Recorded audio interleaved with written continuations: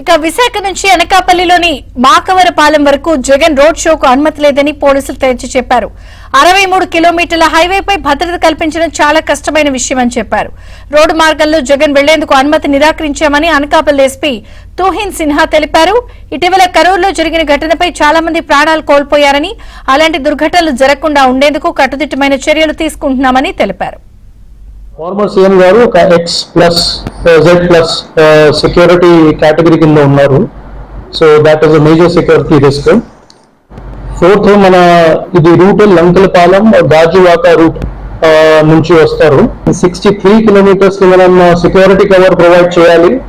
ఇది చాలా పెద్ద police deployment, very huge police deployment will be required, which is not possible in short notice. ఈ Karur incident recent గా ఏదైనా అన్ఫార్చునేట్ ఇన్సిడెంట్ తమిళనాడులోనే జరిగింది, అది కూడా మనం స్టడీ చేయడం జరిగింది.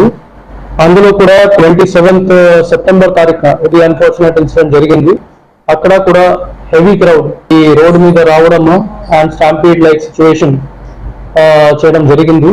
అన్ఫార్చునేట్లీ వి లాస్ట్ 41 పీపుల్ అక్కడ చనిపోయారు, ఇంకా 100 persons అక్కడ ఇంజర్డ్ అయ్యారు. సో సిమిలర్ సిచ్యువేషన్ మన ఎక్కడైనా జరగకూడదు, దాని మీద ఇది సెక్యూరిటీ ఆడిట్స్ అన్ని ప్రోగ్రామ్స్ జరుగుతూ ఉన్నాయి. Based on that we are denying the permission for travel by road. వాళ్ళు వేరే mode of transportation especially helicopter ద్వారా అప్లై చేసుకోవచ్చు. That application will be considered.